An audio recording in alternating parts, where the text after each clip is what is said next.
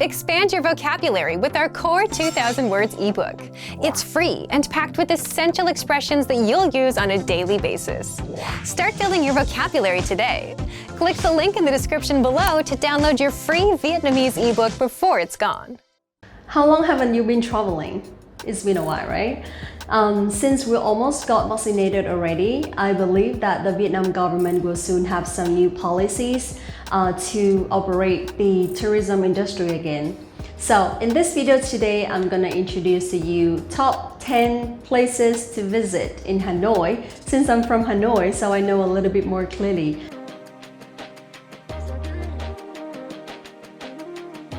Hello everyone, my name is Linh. Welcome back to VietnamesePod101.com, the fastest, easiest, and most fun way to learn Vietnamese. And let's get started. The first one, let's talk about Hồ Hoàn Kiếm.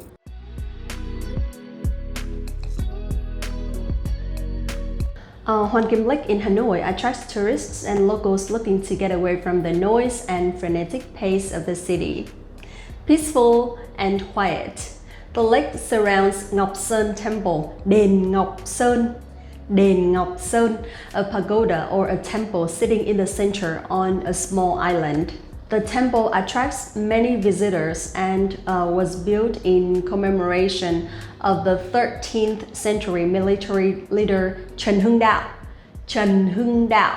The island on which the temple is built is known as Jade Island, and is accessible by the iconic Thê Húc Bridge or Rising Sun Bridge, which is a charming scarlet painted wooden bridge of classical Vietnamese design. The pagoda is also guarded by two towering posts decorated with Chinese writing. The lake and the temple are probably the most famous places in Hanoi city in which to rest and enjoy the view and are a great place to sit back and watch the locals. Okay, the second one, Ba Vy National Park.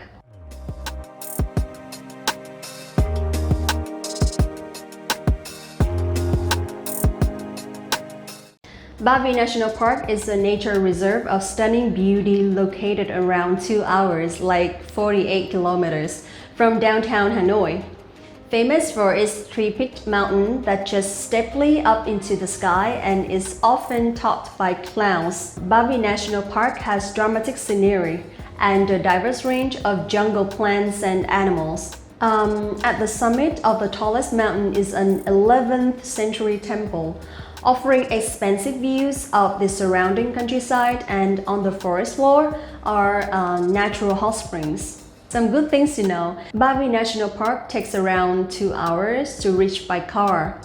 The ride to the park can be a little bit bumpy sometimes, and it's best to avoid the park in the rainy season when the roads are maybe slippery, especially the hiking trails. Next one, let's talk about Đồng Xuân Market.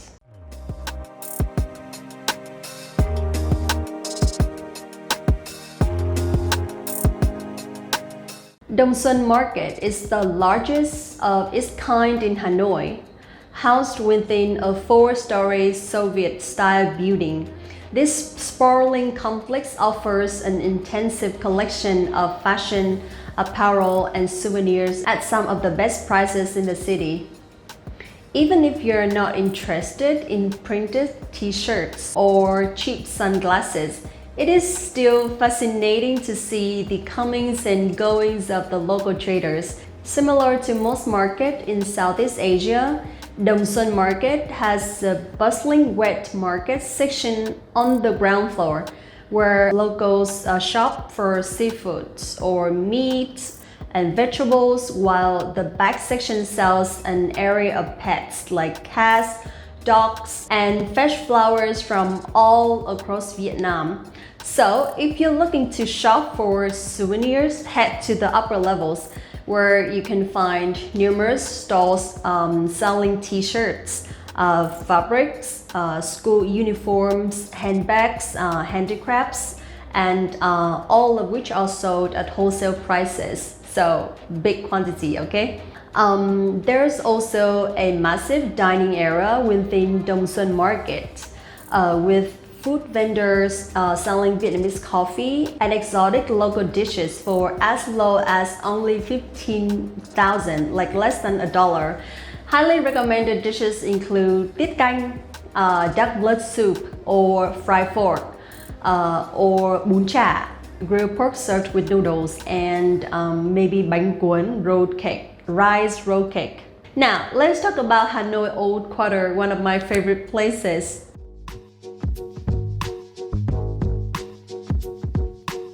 Packed with charming colonial architecture, Buddhist temples and pagodas, the Old Quarter, located near Hoàn Kiếm Lake in Hoàn Kiếm District, is Hanoi's major commercial district.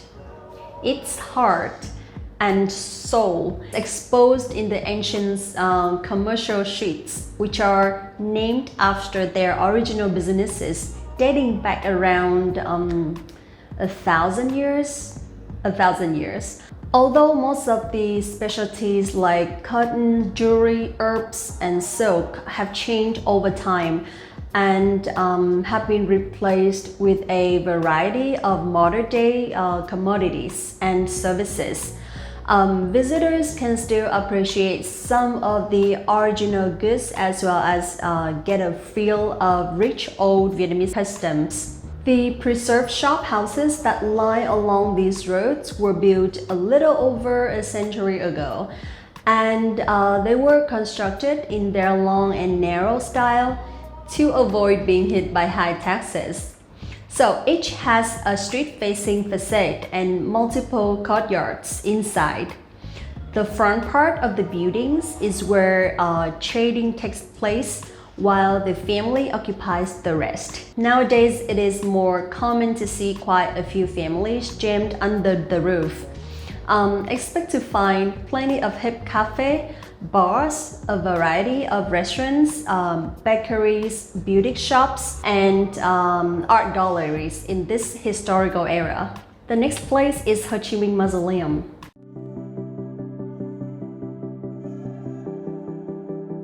Ho Chi Minh Mausoleum in Ba Đình Square is one of the most visited attractions in Hanoi. It is the final resting place of Ho Chi Minh, the most iconic and popular leader of Vietnam. His body is preserved here in a glass case at the Ho Chi Minh Mausoleum in central Hanoi, considered as a place of pilgrimage for many Vietnamese. The Ho Chi Minh Mausoleum is a sprawling complex set within the city's gardens that contains the tomb of Ho Chi Minh, as well as various museums and monuments. Also worth a visit is the Still House, once home to Ho Chi Minh, which is excellently preserved, and the one-pillar pagoda. This pagoda is a reconstruction of the original 11th century temple, which was destroyed by French colonial troops. Now, let's talk about Văn Miếu Quốc Tử Giám. Văn Miếu Quốc Tử Giám.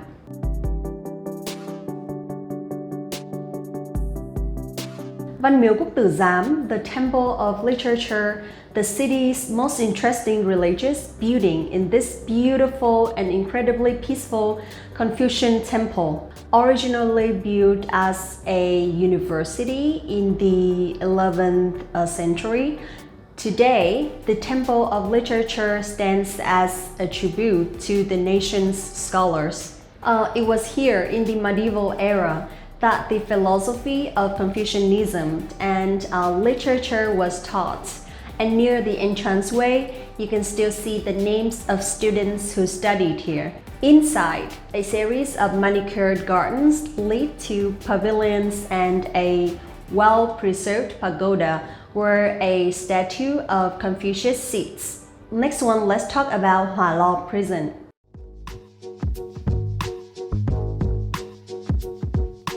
Hỏa Lò Prison, located in the center of the capital of Vietnam, well known as one of the most inhumane prisons with terrifying punishments. So in the past, this land was a village specializing in making all kinds of casserole, portable earthen stove.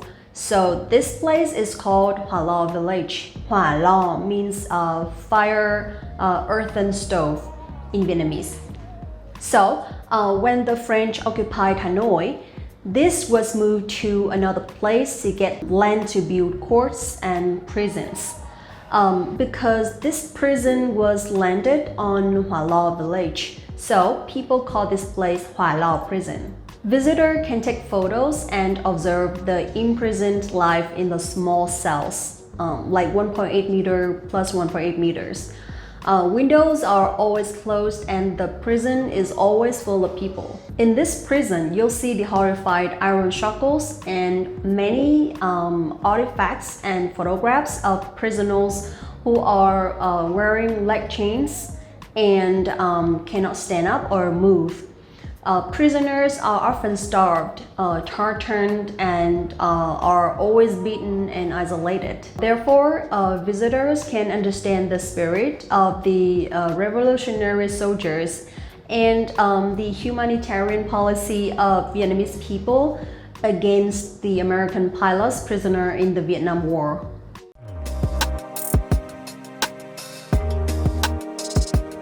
Also known as the Hanoi Citadel, many artifacts and items dating back to between the 6th and 20th centuries were excavated in 2004, including foundations of old palaces, ancient roads, ponds, and wells.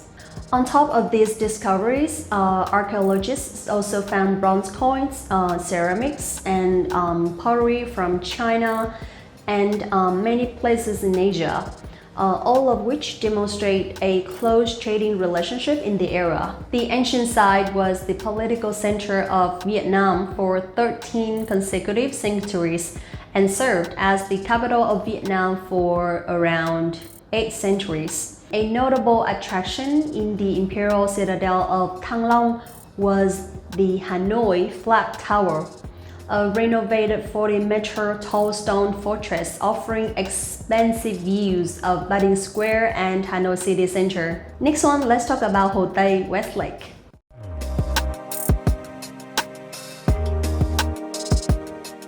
Hồ Tây. Hồ Tây is Hanoi's largest lake and its shoreline stretches for 15 kilometers. Many locals come here to exercise by walking or cycling the pathway that rings the shore. Tây Hồ Pagoda is exceedingly pretty and dedicated to the mother goddess, and Trấn Quốc Pagoda is one of the oldest still standing temples in Vietnam. For most travelers, Westlake is a great place to get a skyline view of New Hanoi, as well as to feast on fresh seafood at one of the many restaurants that sit close to the shore. Remember that Westlake lies off Thuy Khuê Street. Now let's talk about Vietnam Museum of Ethnology.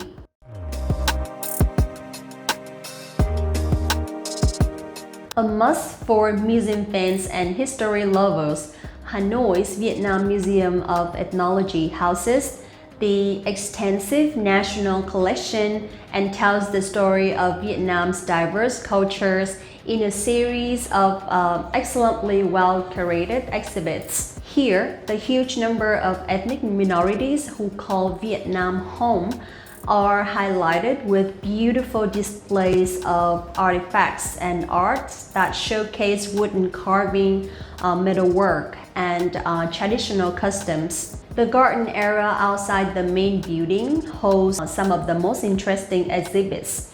Here, you can see the rural dwellings used by different ethnic minorities across Vietnam, as well as the fascinating Zarai tomb. Okay, that's it for today. 10 places to visit in Hanoi. I hope you enjoyed it, and let me know if you have been to some of them, okay? So if you have any questions or recommendations for the next topics, let me know at the comment below. And don't forget to like this video, subscribe the channel, visit the website VietnamesePod101.com to get access to your free lifetime account right now and get your real lessons by real teachers. Thank you so much for watching this video, guys, and see you in the next one. Xin chào và hẹn gặp lại các bạn.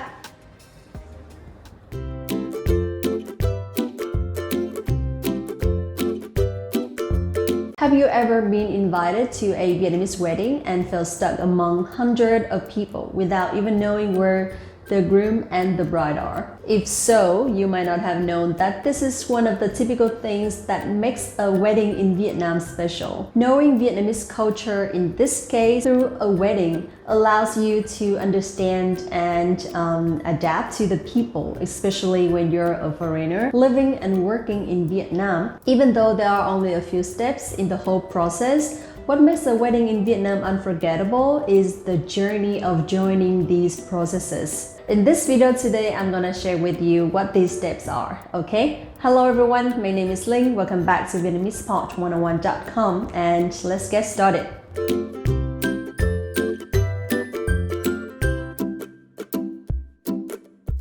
The first step of a wedding in Vietnam that you need to know is preparation. Remember that in Vietnam, a wedding is about the two families, not only the groom and the bride. Everybody in the families will get involved in this preparation step because it's everyone's responsibility to support the couple. So they don't have to worry at all about planning, decorating, what restaurant to reserve, or where to book a makeup artist, because there will be always a person who is willing to help you or being assigned. I remember when my sister got married, it felt like a festival, not a wedding. That was when I realized that a wedding is a family's joy and happiness. But it does not mean that the groom and the bride do not have to do anything. They will have to go to every single guest's house to send an invitation, which takes a lot of time in order to plan the size of the wedding. This whole preparation process is to make sure that there is enough space and food for the guests and nobody is hungry after the wedding. The second step is obviously the wedding, which is also the main phase of the event.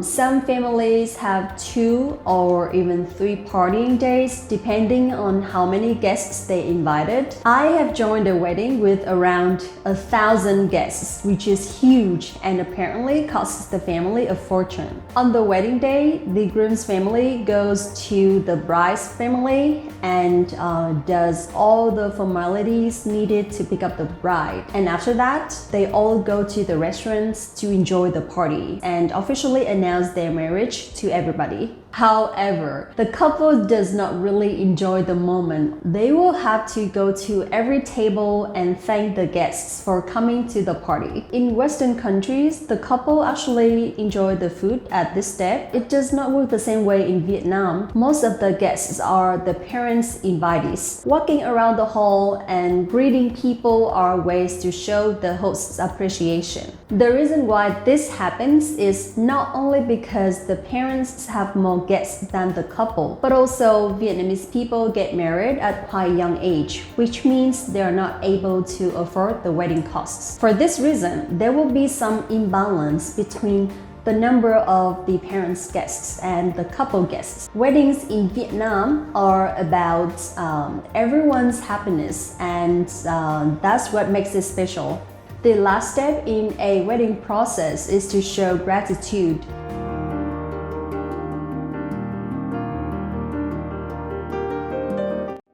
It could be the appreciation to the parents as well as to the people who have supported the host families. After the wedding, the couple usually goes back to the bride's house to have a meal with her parents. The groom will buy some gifts or food for the parents on this day. From this point onwards, he is officially a family member. On the other hand, the bride mostly will stay with the husband's family, which means she's going to contribute to her husband's families as much as she does to hers. These days, more couples tend to live independently from the family, and therefore they have more time for themselves to build a successful marriage. In conclusion, these 3 steps are the basic phases of a Vietnamese wedding. In Vietnam, we have one proverb which is môn đăng hộ đối, to indicate 2 families that have similar culture as well as financial status for a couple to have a successful marriage. Let's move on to the next part. I'd like to introduce to you some of the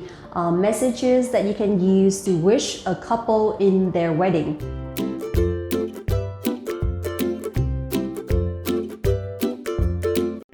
first one and the most common one that you can use anywhere, anytime, and this is like the most popular sentence in Vietnam to congratulate a wedding, which is chúc mừng hạnh phúc. Chúc mừng hạnh phúc. Chúc mừng hạnh phúc. Chúc mừng means congratulations and hạnh phúc means happiness. So chúc mừng hạnh phúc means like congratulations on your happiness, okay? Next one, this one is also very common and you can actually use in any wedding. Chúc anh chị hạnh phúc. Chúc anh chị hạnh phúc. Chúc anh chị hạnh phúc. Okay, so if chúc mừng means congratulations, chúc means wishing or to wish something, okay? To wish someone something. So chúc anh chị hạnh phúc means wishing you guys happiness. Chúc anh chị hạnh phúc. Okay? So chúc mừng hạnh phúc. Chúc anh chị hạnh phúc. Next one, this is like the longer version of the second sentence, which is chúc anh chị trăm năm hạnh phúc. Chúc anh chị trăm năm hạnh phúc. Chúc anh chị trăm năm hạnh phúc. Trăm năm here means 100 years. So trăm năm hạnh phúc means like happy ever after or something like that. It's like wishing you guys 100 years of happiness. Another sentence which is a little bit different but pretty similar to the previous ones. Chúc mừng hạnh phúc anh chị. Okay? Chúc mừng hạnh phúc anh chị. Chúc mừng here means congratulations, right? Hạnh phúc means happiness. Anh chị, when the pronouns stand after the noun, you can understand that is a possessive noun. So, chúc mừng hạnh phúc anh chị means like congratulations on your happiness, okay? Because anh chị stand at the end of the sentence. So, that is a possessive pronoun. Now, next one, this is like a longer version of all of these previous ones. Chúc mừng hạnh phúc anh chị và gia đình. Chúc mừng hạnh phúc anh chị và gia đình. Chúc mừng hạnh phúc anh chị và gia đình. So not only the couple is happy, but also the families, the two families are happy as well, right? In this case, like chúc mừng hạnh phúc anh chị và gia đình means congratulations on your happiness and the two families' happiness as well. That's it for today. Some common things about Vietnamese weddings and also some messages that you can use to congratulate the couples. Don't forget to like this video, guys, subscribe the channel and visit the website VietnamesePod101.com to get access to your free lifetime account right now and get your real lessons by real teachers. Thank you so much for watching and I hope to see you soon. Xin chào và hẹn gặp lại các bạn. Hi guys, it's Ling. Welcome back to VietnamesePod101.com, the fastest, easiest, and most fun way to learn Vietnamese. This video is about culture, and I'm going to introduce to you some common cultures of a Vietnamese funeral. Also, let's learn some common informal and formal sympathy messages so that you know what to say or what to type or what to write when it comes to the time. And let's see what we got today.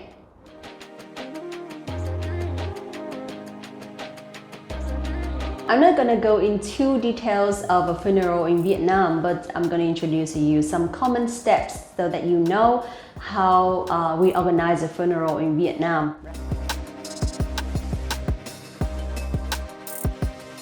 First one, we need to find a place to organize a funeral when the person just passed away. In this case, there are a few services around the city. Some families will prefer to organize a funeral at home, probably because they have enough space. For some families or some houses that they don't have enough space, or because they have a lot of guests. So they will prefer to rent a place or like a professional service to organize a funeral. Okay, so the first one is to find a place. It can be at home, but it can be at somewhere else.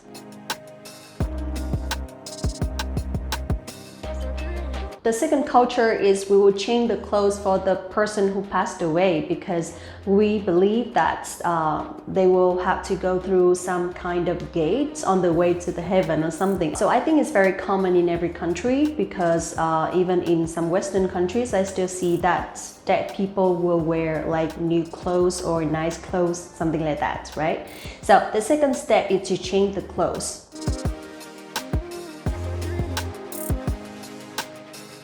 The third culture and the most common one is praying. For example, if some families are Christian, they will not pray like this at home, but they will go to the church maybe. But for some Buddhist families, we will pray at home. For example, mine. So we'll pray a lot, like almost every day, and every time that we have to prepare some food, we'll pray. So basically we'll pray all day, sometimes nights. This praying is to believe that the person will have a good journey, will rest in peace, and also their soul will not be around and they will not be missing home, they will not be missing life a lot. Another culture which is whether to bury or to burn the body. And this is also very common nowadays that we burn the body. This is really hard for me to explain clearly to you, but I'm gonna try, okay? So at some cities or some provinces, they still prefer to bury. However, it's a little bit hard to take care of it because sometimes when it rains or when it's storming, or something, there will be some old traditions that we have to follow, and it's gonna be very difficult for young generations later to take care. Instead, nowadays there are more families choosing burning the body as an option.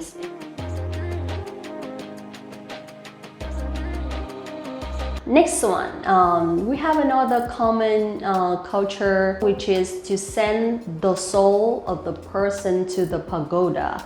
Okay, so this is for Buddhist families only. We will send their soul to the pagoda, hoping that they will rest in peace. So some families will contact a pagoda, a big pagoda, or a pagoda that they usually comes to pray, so that pagoda or like the god at the pagoda will accept the person's soul.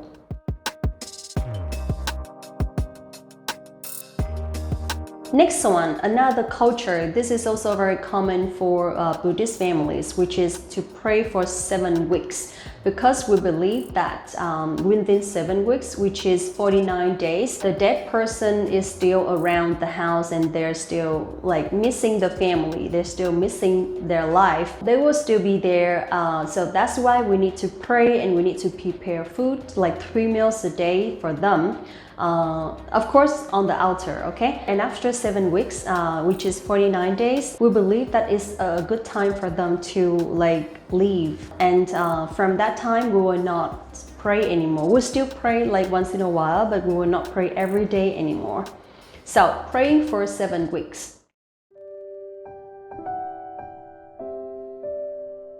Another culture that I'd like to share with you, this is not a very sad culture, but this is like a good time for family members to visit each other, which is the death anniversary. A death anniversary is one of the most important events of every Vietnamese family. So when a person in a family dies, the living people will remember that day. Annually, when coming to that day, they will prepare a feast to remember the dead person. It is because Vietnamese people believe that when a person dies, only his physical body dies, but his spirit or soul always exists and lives in another world. So generally, in a big family, the oldest son will take charge of the family's worship. It means that when their father or mother dies, the oldest son will be responsible for making the anniversary feast and worship. Also, the other sons or daughters will contribute money and bring fruits, wine, and like a bunch of incense sticks to the family, to the anniversary. On this day, they just invite some close relatives and friends to attend the feast. So the feast often includes boiled chicken, some stir fries, some plates of steamed or fried shrimps, several bowls of soup with bamboo shoots and chops, wine, several dishes of sticky rice cooked with peas, maybe. So all of these dishes accompanied with a pot of flowers, like a big plate of 5 kinds of fruits, and wine will be like worshipped on the altar. So after the incense sticks are burnt out, they will enjoy the feast. Now, next part, I'd like to introduce to you some sentences, some messages that you can use for any funeral. Okay, and I hope that you don't have to use them, but just in case. And also, when it comes to culture, we should learn everything, right? So let's see what we got today.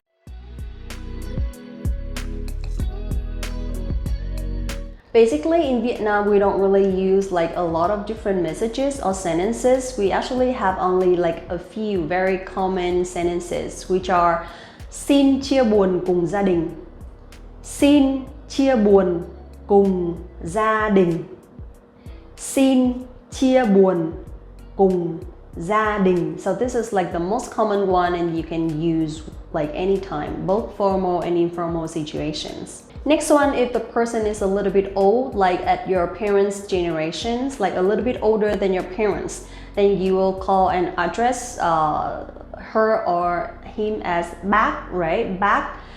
So a sentence can be used for the family is mong bác yên nghỉ, mong bác yên nghỉ, mong bác yên nghỉ, hoping he or she will rest in peace. Mong bác yên nghỉ, okay?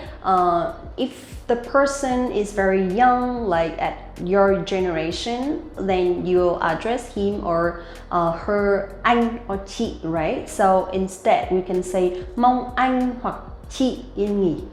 Mong anh or chị yên nghỉ. Mong anh or chị yên nghỉ means like hoping he or she will rest in peace. Another word for like grandparents, grandpa or grandma, we use mong ông or bà yên nghỉ. Mong ông or bà yên nghỉ. Mong ông bà yên nghỉ. Also, there is another sentence that we can use to share or to show sympathy with the family. We can say xin chia buồn cùng sự mất mát của gia đình. Xin chia buồn cùng sự mất mát của gia đình. Xin chia buồn cùng sự mất mát của gia đình. It means like my sympathy for your loss, or like I'm very sorry for your family's loss. Xin chia buồn cùng sự mất mát của gia đình. The last one that I want to introduce to you is mong gia đình sớm vượt qua nỗi đau này. Mong gia đình sớm vượt qua nỗi đau này. Mong gia đình sớm vượt qua nỗi đau này means like hoping your family will overcome this pain or this loss soon. Mong gia đình sớm vượt qua nỗi đau này. Okay, so that's it for today. Thank you so much for watching this video. I know this is not a very fun or happy topic, but this is about our culture. This is one of our culture. So I hope that it also brings you something new. Don't forget to like this video, subscribe the channel, and visit the website VietnamesePod101.com to get access to your free lifetime account right now and get your real lessons by real teachers. Xin chào và hẹn gặp lại các bạn. See you in the next one.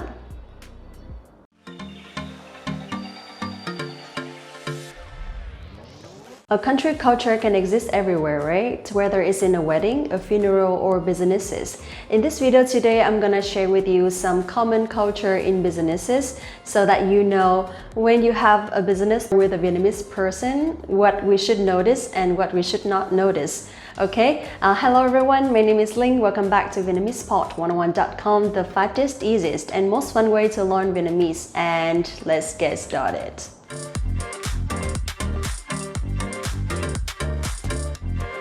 Gửi thư mời và tài liệu cần chuẩn bị trước buổi họp.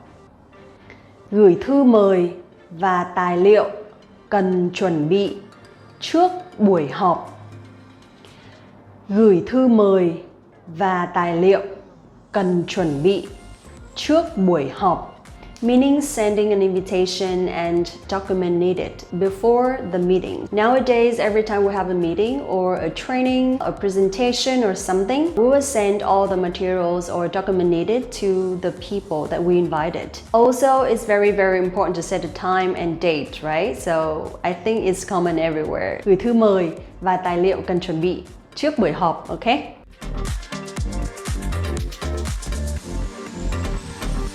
Number 2, or the second rule, which is có mặt đúng giờ của buổi họp. Có mặt đúng giờ của buổi họp. Có mặt đúng giờ của buổi họp means be on time, okay? Every time you have a meeting or an appointment, especially a business appointment, please be on time. There is a word for Vietnamese people which is cao su, giờ cao su. Giờ cao su means like you're always late or you're always delaying the time or something. So this is like a very bad habit of some Vietnamese people, but when it comes to business meetings, it has to be on time. So có mặt đúng giờ của buổi họp.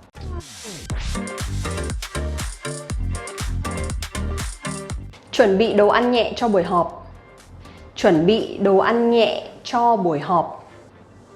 Chuẩn bị đồ ăn nhẹ cho buổi họp. Chuẩn bị đồ ăn nhẹ cho buổi họp, meaning to prepare some snacks for the meeting or for the appointments. When it comes to long meetings, especially trainings, it's better for the participants if we can prepare some snacks or some water for them, okay? So don't forget to chuẩn bị đồ ăn nhẹ cho buổi họp, okay?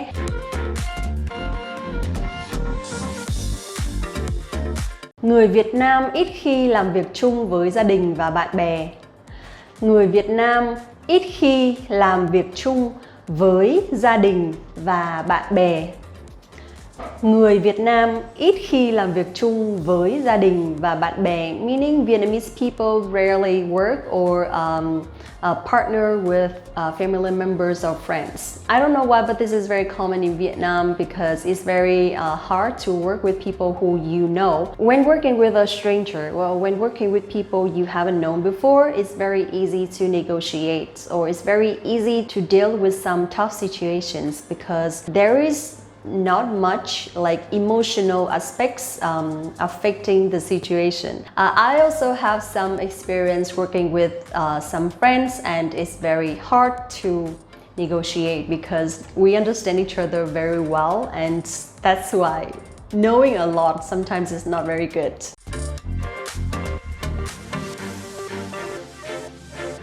Người Việt Nam thường làm việc trước, thỏa thuận sau.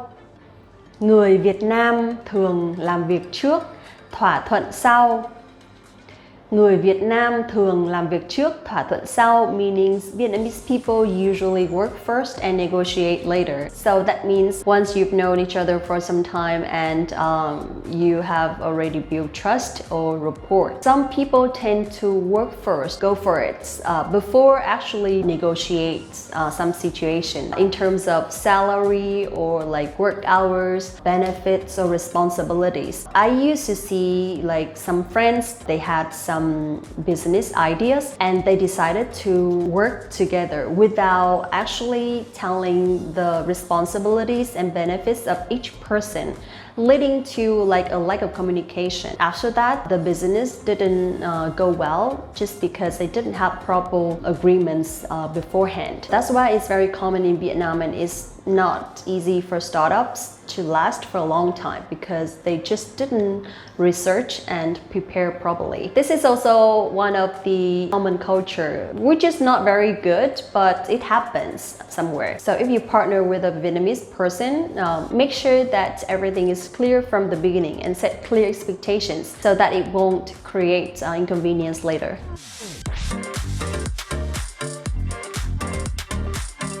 Những người thành công là những người có mối quan hệ rộng. Những người thành công là những người có mối quan hệ rộng.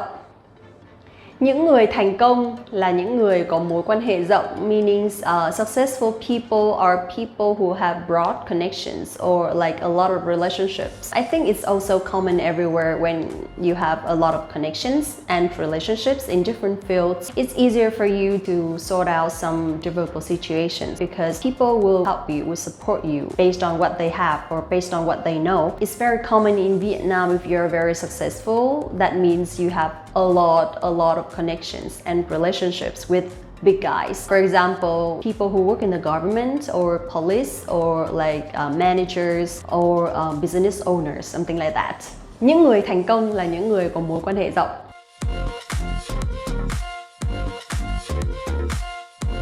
Next one, người Việt Nam không mạo hiểm và thích sự an toàn. Người Việt Nam không mạo hiểm và thích sự an toàn.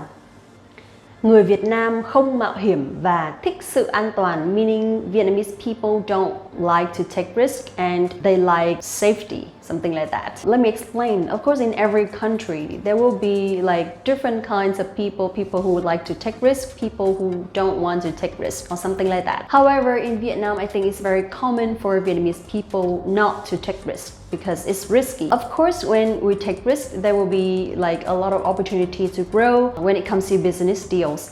But a lot of Vietnamese people just prefer being in their comfort zone and having a safe or like less risky job, so that it's not very challenging.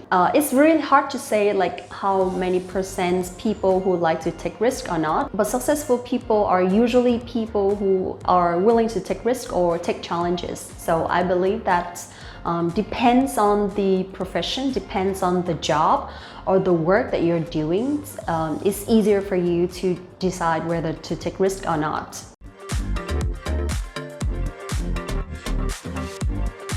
Người Việt Nam thường tìm kiếm các công việc ổn định.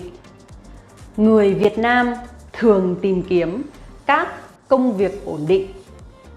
Người Việt Nam thường tìm kiếm các công việc ổn định, meaning Vietnamese people usually look for stable jobs. Công việc ổn định is a very common term in Vietnam because a lot of Vietnamese parents want their children to have a stable job so that it's not too risky, it's not very challenging, it's stable and it's comfortable. However, nowadays I believe that there are a lot of young people who don't want to have a stable job because they want more challenges so that they can develop themselves more and they can grow more. So that's why this is like a very common term for like a little bit old generations.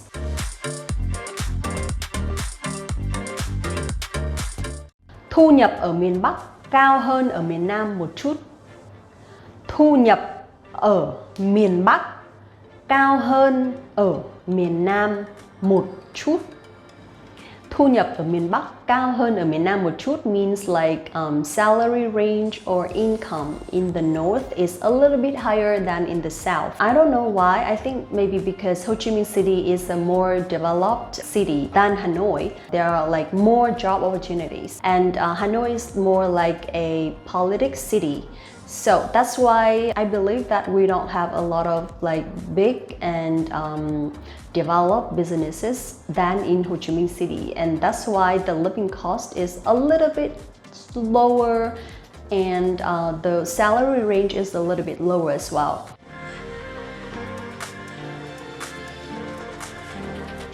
Lãnh đạo ở các công ty Việt Nam rất quyền lực. Lãnh đạo ở các công ty Việt Nam rất quyền lực.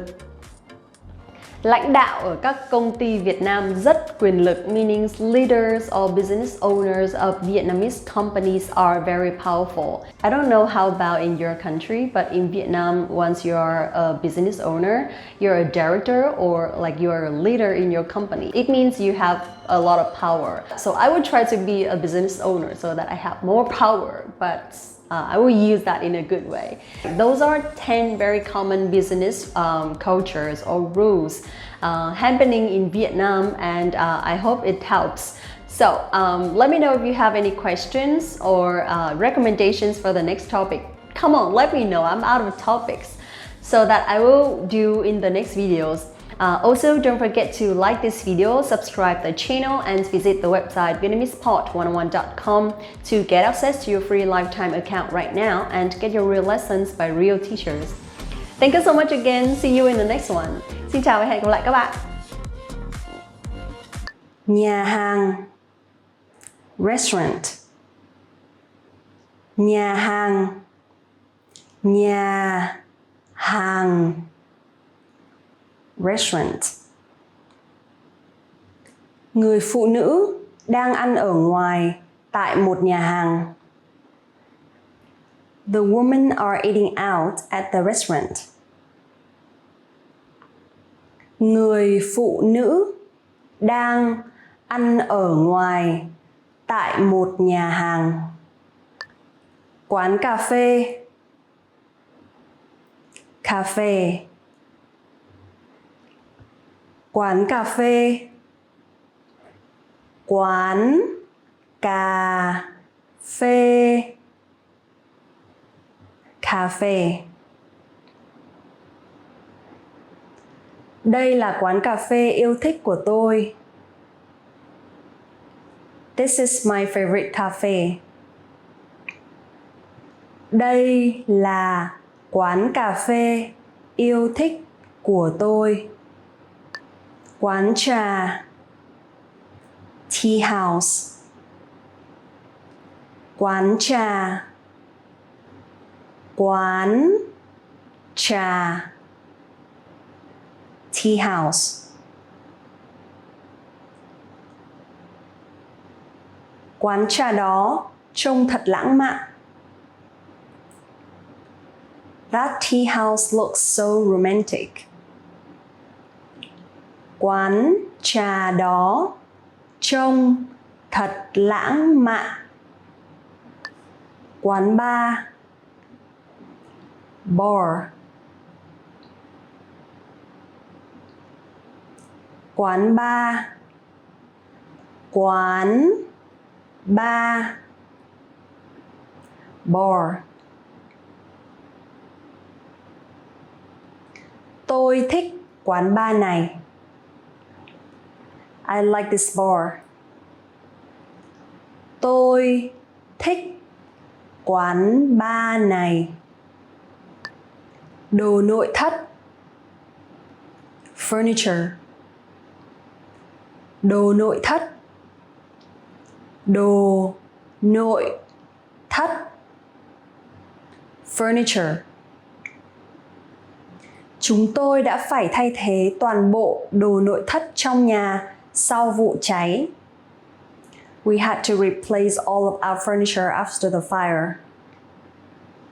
Chúng tôi đã phải thay thế toàn bộ đồ nội thất trong nhà sau vụ cháy. Cỏ, grass. Cỏ, cỏ, grass. Con gorilla đang nghỉ ngơi trên đám cỏ. The gorilla is resting in the grass. Con gorilla đang nghỉ ngơi trên đám cỏ. Đất, soil. Đất, đất, soil.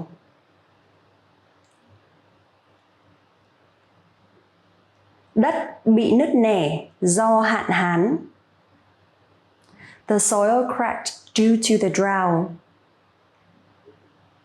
Đất bị nứt nẻ do hạn hán. Bùn đất, dirt. Bùn đất, bùn đất, dirt. Những con giun đang bò ngoằn ngoèo trong đống bùn đất.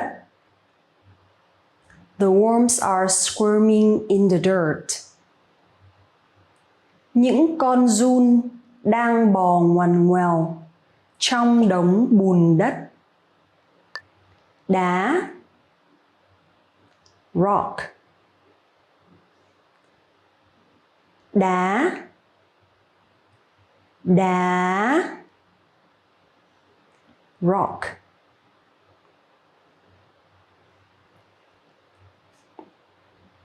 Hai con cua đang bò trên tảng đá.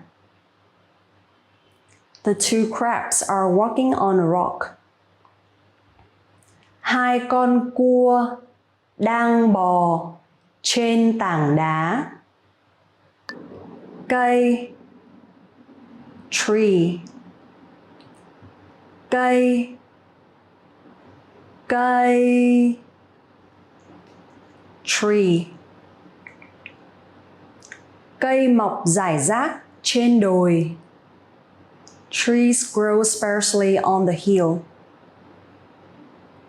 Cây mọc rải rác trên đồi. Đạo lão, Taoism. Đạo lão, đạo lão, Taoism. Đạo lão còn được gọi là đạo giáo. Taoism is also known as Taoism. Đạo lão còn được gọi là đạo giáo. Kinh thánh, Bible. Kinh thánh, kinh thánh, Bible. Kinh thánh là quyển sách bán chạy nhất trong lịch sử nền văn minh. The Bible is the best-selling book in the history of civilization.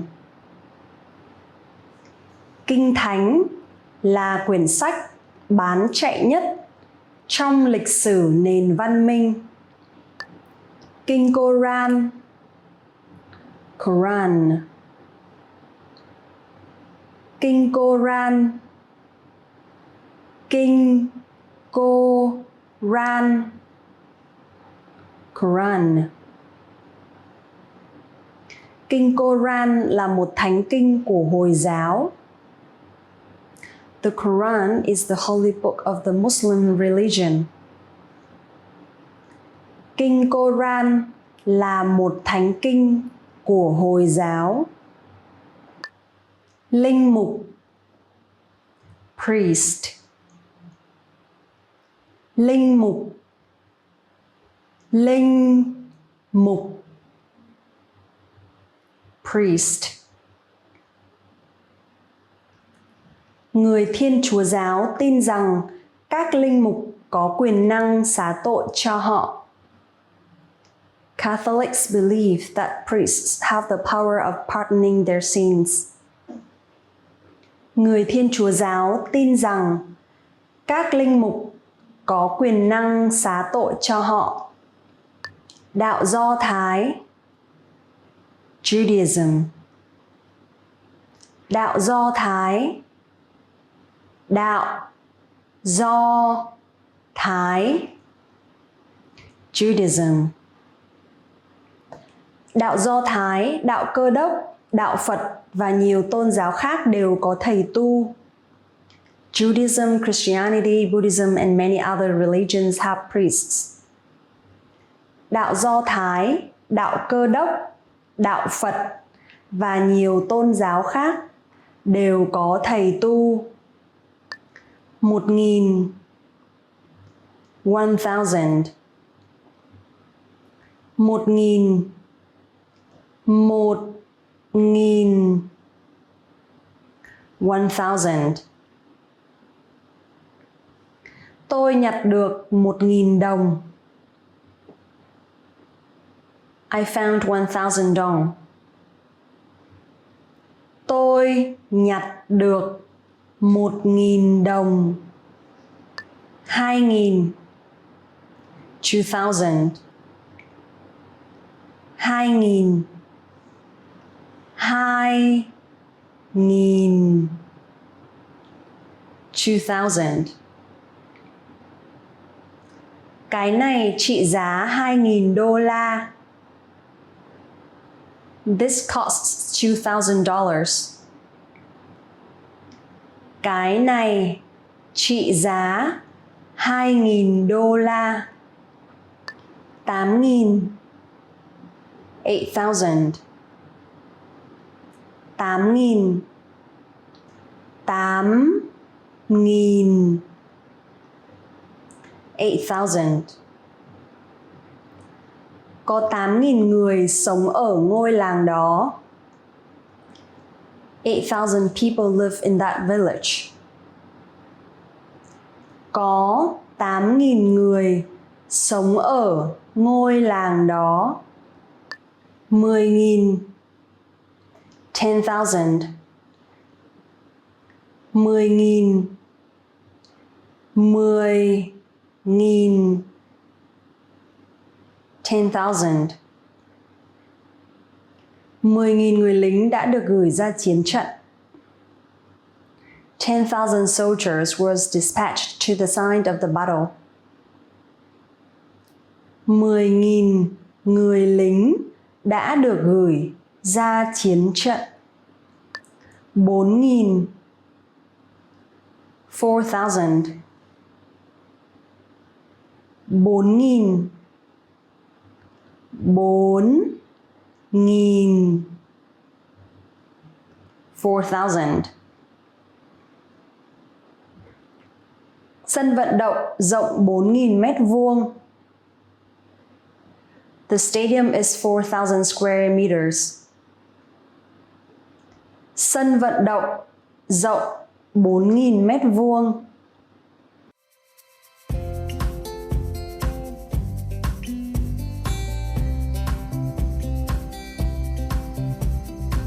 Hi guys, it's been a while. My name is Linh and you're watching VietnamesePod101.com, the fastest, easiest and most fun way to learn Vietnamese. Let's say you're already students and you want to learn something in Vietnam, or you want to send your kids to some Vietnamese schools. What are some things that you should know about Vietnamese schools culture? So let's discuss that today.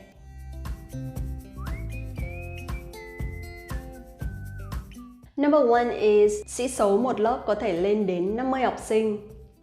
Sĩ số một lớp có thể lên đến 50 học sinh. Sĩ số một lớp có thể lên đến 50 học sinh.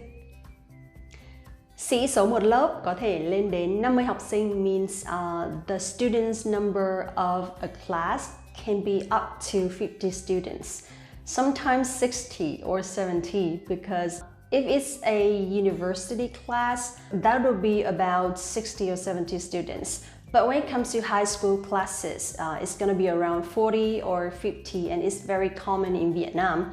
So how do the kids focus? Usually the teachers will give a lot of like exercises or assignments, and we're going to learn by groups or by teams, so that we'll have a like equal chance to speak and to participate in the class. So the number one common things and typical things about Vietnamese schools is the students number is up to like 50 students.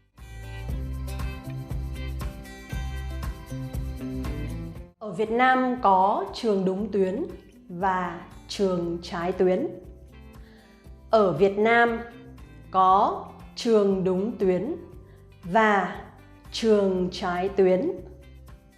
Ở Việt Nam, in Vietnam, có means like have or there have or there are. Trường đúng tuyến, trường is the school, right? Đúng tuyến is like the correct line or the right line. Trường trái tuyến means like the different line or opposite line. So what it means here is in Vietnam, basically, we will have to choose different schools to study, right? When you choose the school that is in the district that you live, it's called trường đúng tuyến.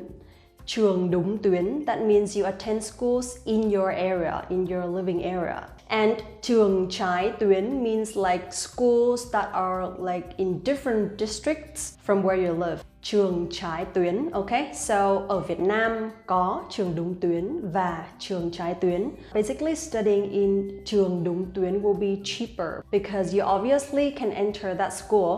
But if you want to enter a school in a different district, which is trường trái tuyến, you will have to pay a little bit higher for like school fee, something like that.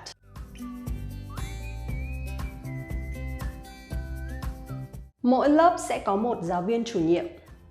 Mỗi lớp sẽ có một giáo viên chủ nhiệm. Mỗi lớp sẽ có một giáo viên chủ nhiệm. Mỗi lớp means each class or every class. Sẽ có means there will be. Sẽ có or there will have. Sẽ có một giáo viên chủ nhiệm means like the primary teacher of the class or the main teacher of the class. Giáo viên chủ nhiệm. So that teacher, giáo viên chủ nhiệm, will be in charge of like all the activities and the students' result, learning result of the class. Giáo viên chủ nhiệm, okay? In university, trên đại học, trường đại học, university, there will be cố vấn học tập. Cố vấn học tập. We don't say giáo viên chủ nhiệm anymore, but we say cố vấn học tập means like learning consultant or education consultant. Cố vấn học tập, giáo viên chủ nhiệm.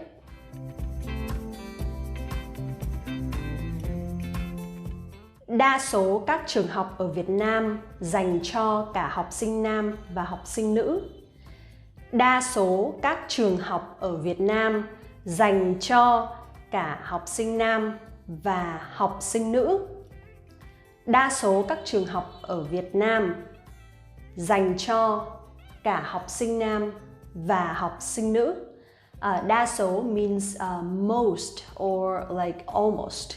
Các trường học ở Việt Nam, schools in Vietnam or like Vietnamese schools. Dành cho means like is meant to be. Dành cho or is for. Cả học sinh nam và học sinh nữ. Cả here means both. Học sinh nam, male students, and học sinh nữ, female students. So like most schools in Vietnam are for both female and male students. I think there will be some schools that are for only male students or only female students. I'm not very sure, but like almost schools that I know are for both of them.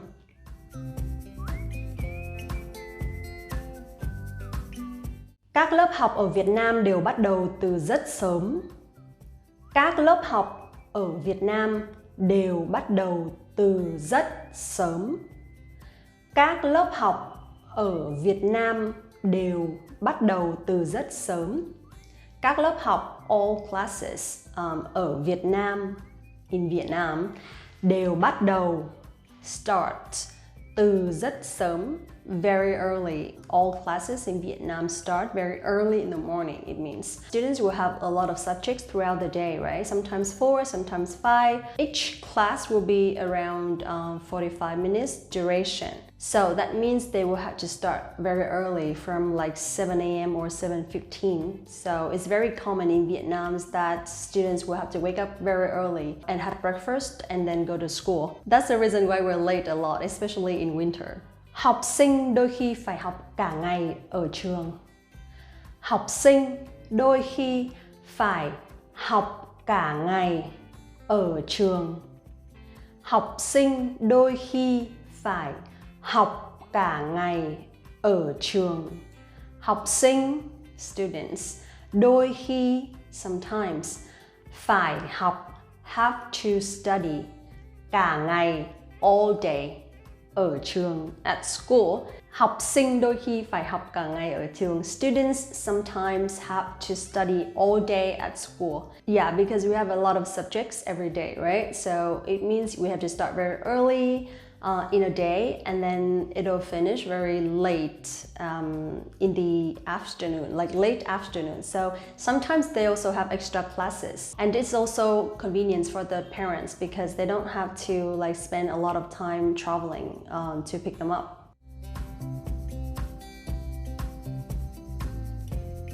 Học sinh cấp 1 có 2 ngày nghỉ. Học sinh cấp 1 có 2 ngày nghỉ.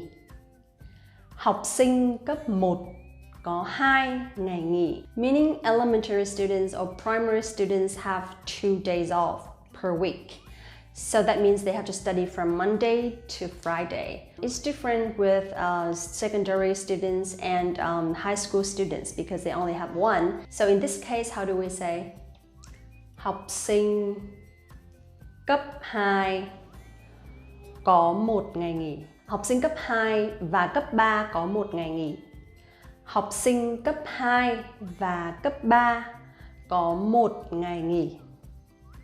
Học sinh cấp 2 và cấp 3 có 1 ngày nghỉ. Meaning secondary and high school students have 1 day off per week. Học sinh cấp 1, elementary students.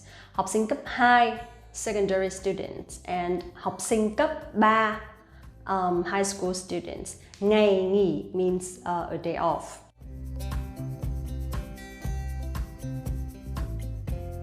Học thêm rất phổ biến ở Việt Nam.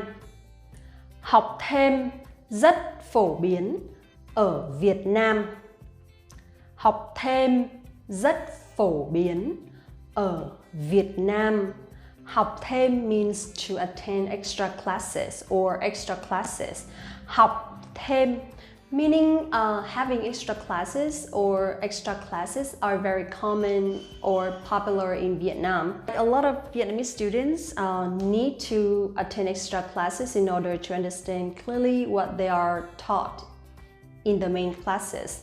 And also the parents will be more like confident about their kids if they have extra classes because like they don't really have to work with them at home in terms of exercises or something like that. Because of the programs in Vietnam are very heavy, are very difficult for Vietnamese students. So extra classes are very common.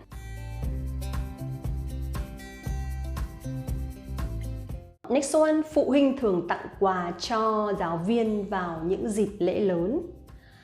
Phụ huynh thường tặng quà cho giáo viên vào những dịp lễ lớn. Phụ huynh thường tặng quà cho giáo viên vào những dịp lễ lớn, meaning parents usually or often give some presents to teachers in public holidays. Okay, I don't know about other Asian cultures, but it's very common in Vietnam because it's the way to show appreciation to the teachers. And usually we only have like a few big holidays throughout a year, so giving some presents to the teachers is a way to thank them for like taking care of the kids.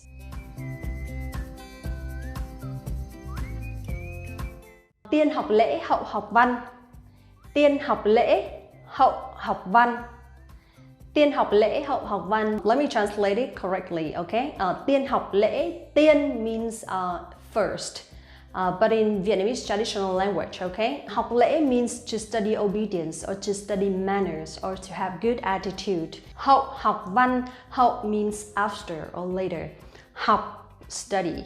Văn is like knowledge in general. So tiên học lễ hậu học văn is like a very, very traditional and famous proverbs in Vietnam for all students. Tiên học lễ hậu học văn, we need to have good attitude first before learning anything. That's it for today. Very fast, right? And it's very interesting to talk about some different topics aside from learning Vietnamese only. Don't forget to like this video and subscribe the channel, and go to VietnamesePod101.com to access your free lifetime account right now and get your real lessons by real teachers.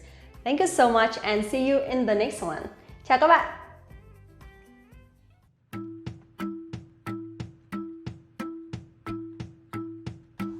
Cá gì sinh ra đã béo? Cá mập. Okay, so cá mập. Mập means fat, and cá mập actually is shark. Hello everyone, my name is Linh. Welcome back to VietnamesePod101.com, the fastest, easiest, and most fun way to learn Vietnamese. And today's video is Vietnamese jokes.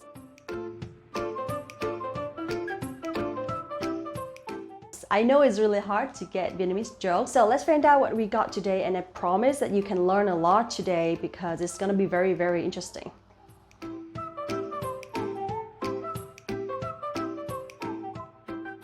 Kiến nào không bao giờ ngủ?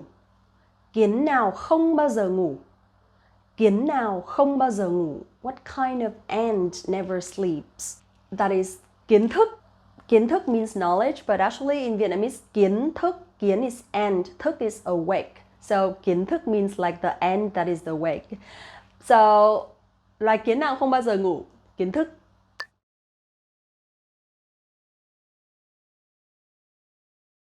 Lịch nào dài nhất?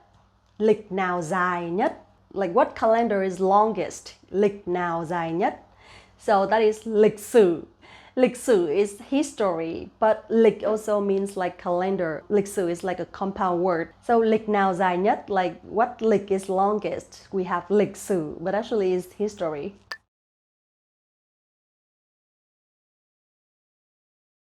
Xã nào đông nhất? Xã nào đông nhất? Xã is like commune. Đông is like most crowded. Đông nhất, most crowded. So xã nào đông nhất is like what xã is the most crowded. So the answer is xã hội, because xã hội means society, and the society is very crowded, right? But also xã hội has the word xã in it. So when we say xã nào đông nhất? Xã hội.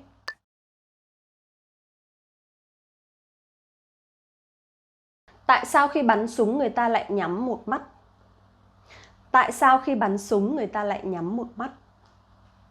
Tại sao khi bắn súng người ta lại nhắm một mắt? That means why when you shoot you close one eye? Because bởi vì nhắm hai mắt thì bạn không nhìn thấy gì cả. Bởi vì nhắm hai mắt thì bạn không nhìn thấy gì cả. Because if you close two eyes you don't see anything.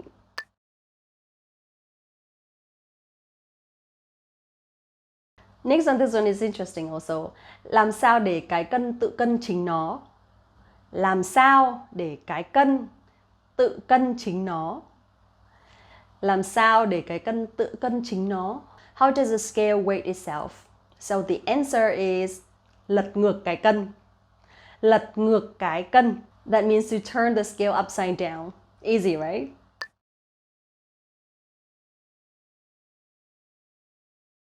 Next one, con cáo cao tuổi gọi là gì? Con cáo cao tuổi gọi là gì?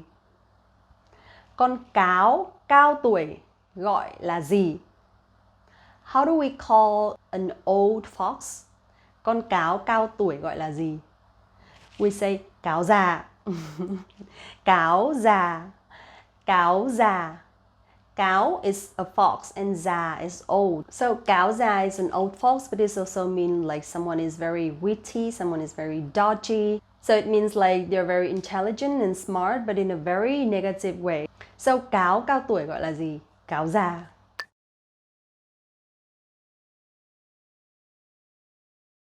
Đá gì tên nghe rất nóng? Đá gì tên nghe rất nóng? Đá gì nhỉ? Đá gì tên nghe rất nóng? What kind of rock whose name sounds very hot? Đá gì tên nghe rất nóng? So the answer is đá lửa. Đá lửa. You know what đá lửa means? Đá lửa is actually a flint. Đá gì tên nghe rất nóng? Đá lửa. Because lửa here means flame or fire. So đá lửa is a flint, but because it makes fire. So in Vietnamese we say đá lửa. So that's why lửa sounds very hot.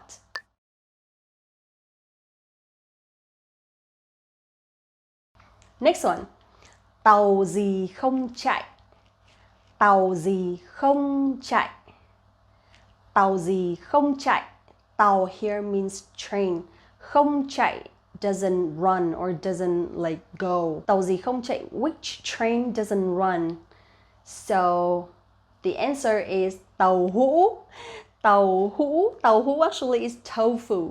Tofu. It doesn't relate to train at all, but it has a word tàu in it. Tàu hũ. So tàu gì không chạy? Tàu hũ.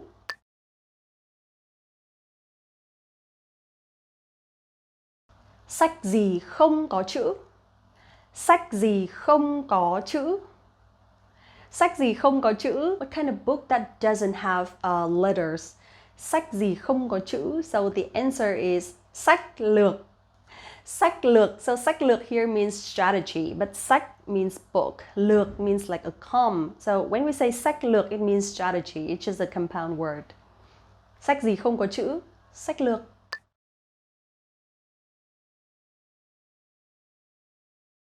Minh gì rành mạch rõ ràng.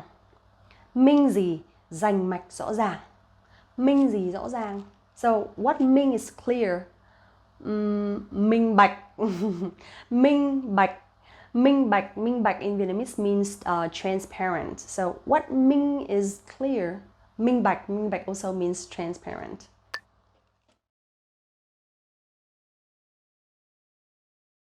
Có nụ hôn đầu thứ hai không? Có nụ hôn đầu thứ hai không? Có nụ hôn đầu thứ hai không? Is there a second first kiss? The answer is yes, because we can also have the second first kiss to like another person, right? So, có nụ hôn đầu thứ hai không?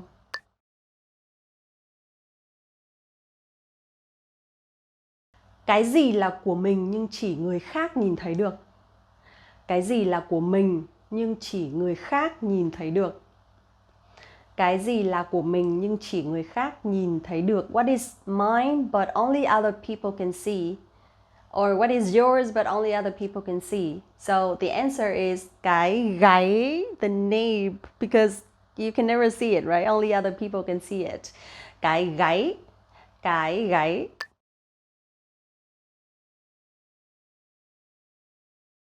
Last one, mặt gì to nhất? Mặt gì to nhất? Mặt gì to nhất? That means what face is biggest? Mặt gì to nhất? What mặt is biggest? The answer is mặt trời. Mặt trời. Mặt trời, okay? Mặt trời is the sun. Mặt is the face. Trời is like the sky. Mặt trời is the sun. Mặt gì to nhất? Mặt trời. Mặt trời is the biggest, right? Yeah, that's it for today, guys. Very interesting to me as well. So I hope that you enjoyed it. Don't forget to like this video, subscribe the channel, and visit the website VietnamesePod101.com to get access to your free lifetime account right now and get your real lessons by real teachers. And I see you in the next one. Xin chào và hẹn gặp lại các bạn. Want to speed up your language learning? Take your very first lesson with us. You'll start speaking in minutes and master real conversations. Sign up for your free lifetime account. Just click the link in the description. Hi guys, it's Linh. Welcome back to VietnamesePod101.com, the fastest, easiest, and most fun way to learn Vietnamese. We've had videos about 10 companies in Vietnam or 10 universities in Vietnam, and today I'm going to introduce to you the top 5 businessmen in Vietnam.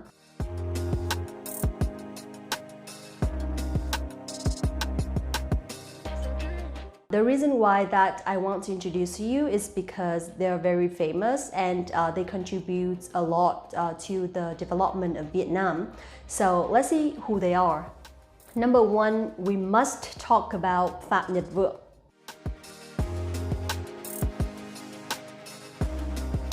Phạm Nhật Vượng, the founder and chairman of the giant Vingroup. Phạm Nhật Vượng is Vietnam's first and richest billionaire. Forbes named him as Vietnam's first billionaire with a net worth of $1.5 billion.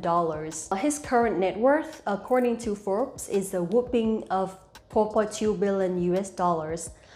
This year, Vingroup's intention is to sell phones in Europe and cars in the US.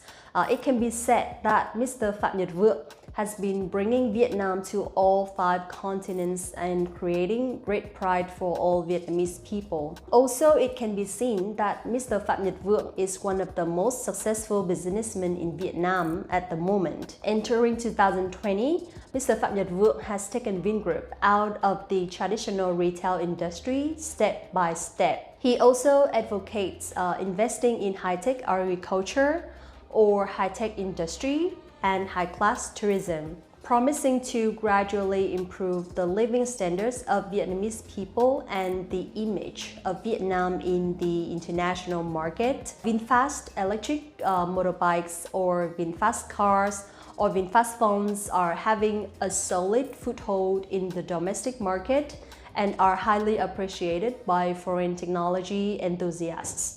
That is one of the most profound proofs of what Mr. Phạm Nhật Vượng and Vingroup are doing. Now the second one, let's talk about Mr. Đặng Lê Nguyên Vũ.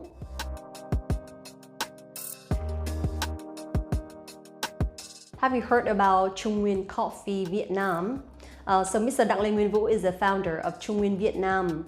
And in his 20-year career, despite many difficulties in the fields of retail, tourism, and real estate, with his belief and strong will, Mr. Đặng Lê Nguyên Vũ always wishes to globalize Trung Nguyên and contribute to the national strategy for a stronger Vietnam. Just recently, Mr. Đặng Lê Nguyên Vũ has received the most attention from the public with the event of the cancellation of the legal representation right at Trung Nguyên Coffee instead of Mrs. Lê Hoàng Diệp Thảo, who is his wife. This event caused skepticism for the next development path of this world-famous brand. After the historic and costly divorce, Mr. Đặng Lê Nguyên Vũ regained control of the company and gradually brought Trung Nguyên back to its position again as the king of the Vietnamese coffee industry. So currently, after many ups and downs, Trung Nguyên is not only a company selling packaged coffee, but also has an ecosystem of many cafes occupying expansive positions in many areas in Vietnam. It can be said that Mr. Đặng Lê Nguyên Vũ is one of the businessmen with a different way of thinking, but is very respected by young people among Vietnamese businessmen today. Next one, let's talk about Miss Mai Kiều Liên.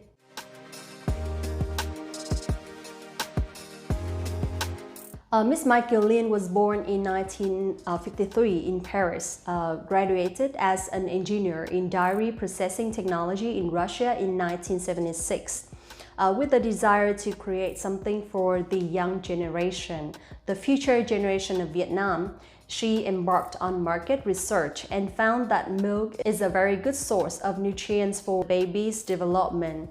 Since then, she has worked hard and devotedly to bring Vinamilk from nothing to become one of the most successful companies in Vietnam today.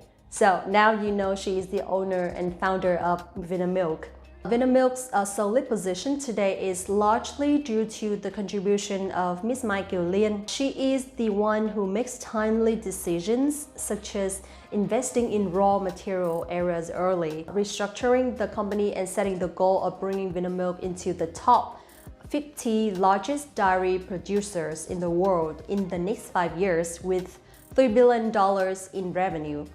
On this point, Forbes also commented that Miss Liên has built Vinamilk not only to become one of the prestigious brands of Vietnam, but also to be respected and appreciated throughout Asia and the world. In an interview with BBC, Miss Liên expressed her ambition that Vinamilk will become a multinational corporation and will have large farms to be self-sufficient in raw materials from domestic cows, reducing the import of foreign materials. It can be said that at present, Vinamilk is a leading giant in milk, not only in Vietnam but also in Asia. Next one, let's talk about Miss Nguyễn Thị Phương Thảo.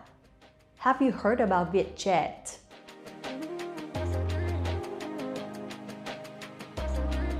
Miss Nguyễn Thị Phương Thảo was born in 1970, is currently the General Director of Vietjet, one of the biggest Vietnam airlines. With her young age, she soon succeeded in her work, owning a huge amount of property that many people dream of. Not only that, she's also one of the 10 most successful businesswomen by Forbes Vietnam. In 2020, Miss Nguyễn Thị Phương Thảo is included in the 100 Asian Economic Changers. This businesswoman with a small stature constantly appears in the nominations for businesses and development in the region voted by major newspaper in the world. She has become one of the model businesswomen of young people, and up to now, Vietjet has captured more than 40% of the domestic market share and continuously growing rapidly in profits. Many people who have come in contact with her say that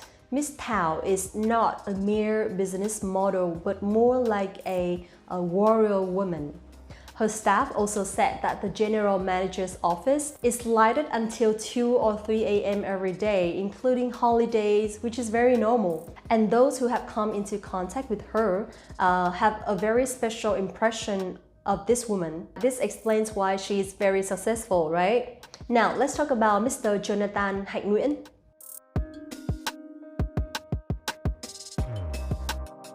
Reviving Trang Tiền Commercial Center, which is Trang Tiền Plaza, turning it into the most luxurious shopping place in Vietnam in the context of the economic crisis in 2020, is considered a very, very risky decision of Mr. Jonathan Hạnh Nguyễn. However, the chairman and general director of IMEX Pan Pacific Group, IPP, who is called the king of Vietnamese brands, shared, "I'm not playing foolish, reckless, or indecisive." He once said that this is not simply a commercial center, but also the lifelong aspiration of an expatriated son. Only his statement shows how patriotic he is, right? And especially among 112 super luxury stalls at Trang Tiền Plaza, Mr. Jonathan Hạnh Nguyễn owns 20 booths already, rumored to own a fortune worth hundreds of millions, even billions of dollars, with the image of a super luxury mansion in Vietnam. But the IPP chairman Jonathan Hạnh Nguyễn has never announced his fortune. The official statistics on the assets of Jonathan Hạnh Nguyễn have also never appeared. However, in the Vietnamese business world, he is an illustrious name both in terms of assets and business scale. In 2020, he is one of the leaders with large investments in industrial parks, export processing zones, and most especially, the reoperation of Văn Phong Large Seaport to help promote the domestic export industry. This is a project of the National General Port, the largest international transshipments in Vietnam. That's it for today. A lot of information, right? But I really want to introduce to you the biggest businesswoman or businessman in Vietnam who have helped Vietnam to become a better country, a bigger and stronger country. And they have contributed a lot into the development of our country. I hope you enjoyed it. I hope it helps. And don't forget to like this video, subscribe the channel, visit the website VietnamesePod101.com to get access to your free lifetime account right now and get your real lessons by real teachers. I'll see you in the next video and xin chào và hẹn gặp lại các bạn. Want to speed up your language learning? Take your very first lesson with us. You'll start speaking in minutes and master real conversations. Sign up for your free lifetime account. Just click the link in the description. Hello everyone, my name is Linh. Welcome back to VietnamesePod101.com, the fastest, easiest, and most fun way to learn Vietnamese. We've had a video about June in Vietnam, and since July is coming, today I'm going to introduce to you a few dishes to eat or a few activities to do and some public holidays or some special things about July in Vietnam. So let's get started.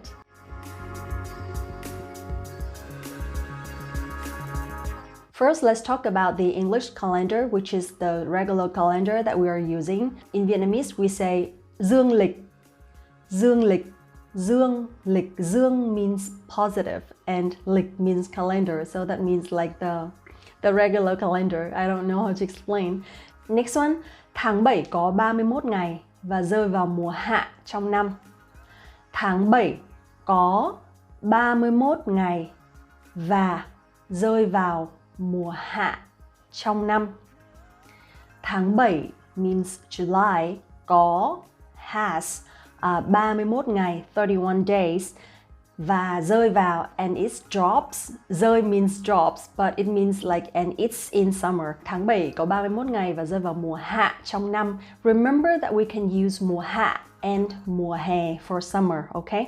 Mùa hạ, mùa hè, they are both the same. Tháng 7 là tháng trẻ em nghỉ hè, nên nhiều gia đình thường đi du lịch. Tháng 7 là tháng trẻ em nghỉ hè, nên nhiều gia đình thường đi du lịch. Tháng 7 là tháng trẻ em nghỉ hè nên nhiều gia đình thường đi du lịch. It means tháng 7 July là tháng, is the month, trẻ em nghỉ hè, when children or kids are in their summer break. Nên, so, nhiều gia đình, many families, thường đi du lịch, usually go traveling, because July is in summer break, so a lot of families go traveling during this time.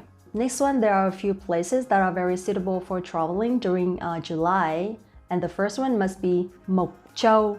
Mộc Châu.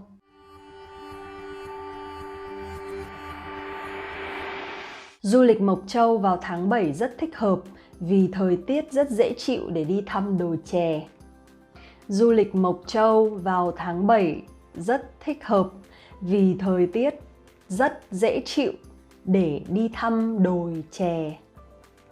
Du lịch Mộc Châu vào tháng 7 rất thích hợp vì thời tiết rất dễ chịu để đi thăm đồi chè. So, du lịch Mộc Châu vào tháng 7, traveling to Mộc Châu in July, rất thích hợp, is very suitable vì, because, thời tiết lúc này, the climate or the weather this time, thời tiết lúc này rất dễ chịu, is very comfortable để đi thăm đồi chè, to visit the tea hill.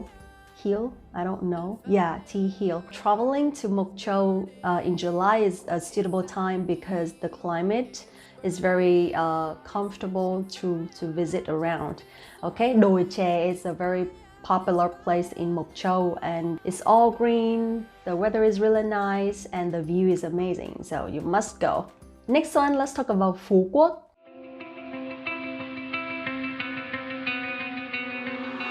Tháng 7, các địa điểm du lịch ở Phú Quốc thường vắng vẻ hơn. Tháng 7, các địa điểm du lịch ở Phú Quốc thường vắng vẻ hơn. Tháng 7, các địa điểm du lịch ở Phú Quốc thường vắng vẻ hơn. So that means in July, tourist sites in Phú Quốc are usually quieter. Thời điểm này rất thích hợp cho những người không thích sự ồn ào. Thời điểm này rất thích hợp cho những người không thích sự ồn ào. Thời điểm này rất thích hợp cho những người không thích sự ồn ào. So this time is very suitable for people who don't like the noise. In July, usually in Phú Quốc, it's a little bit more peaceful, it's quieter because it's not really the main tourism season. So if you're really into traveling to a beach city but you don't like the crowd, then probably traveling to Phú Quốc in July is a good choice. Next one, let's talk about some special days in July.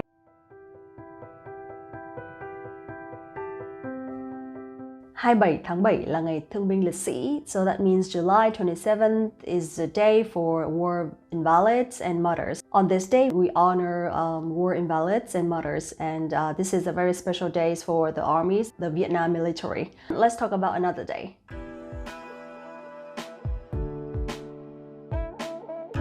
28 tháng 7 năm 1985 là ngày Việt Nam gia nhập ASEAN. 28 tháng 7 năm 1985 là ngày Việt Nam gia nhập ASEAN.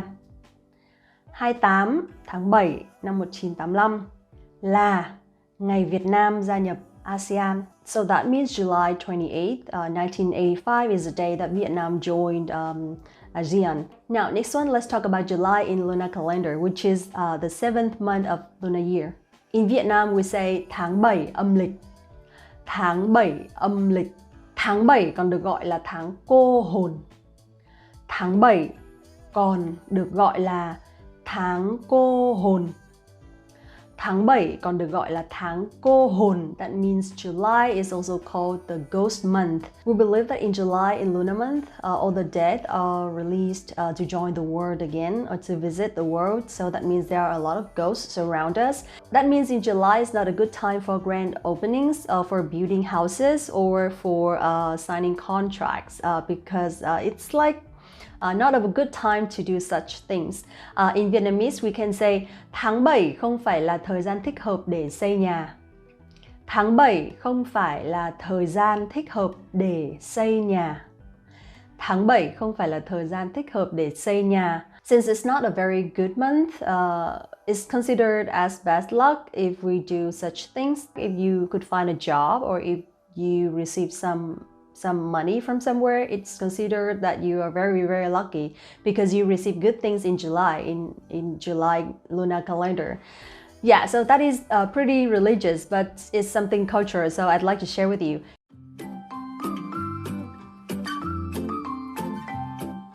Rằm tháng 7 là một trong những ngày lễ chính của Phật giáo Việt Nam.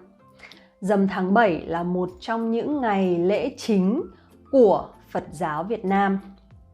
Rằm tháng 7 là một trong những ngày lễ chính của Phật giáo Việt Nam. So that means the full moon of July is one of the main Buddhist holidays in Vietnam. Last one, rằm tháng 7 là ngày xá tội vong nhân và là ngày Vu Lan báo hiếu. Rằm tháng 7 là ngày xá tội vong nhân và là ngày Vu Lan báo hiếu. Rằm tháng 7 là ngày xá tội vong nhân và là ngày Vu Lan báo hiếu. So that means the full moon of July is the day for pardon for the dead and also to show appreciation to parents. And on this day, we usually prepare like a good meal and we enjoy with the family.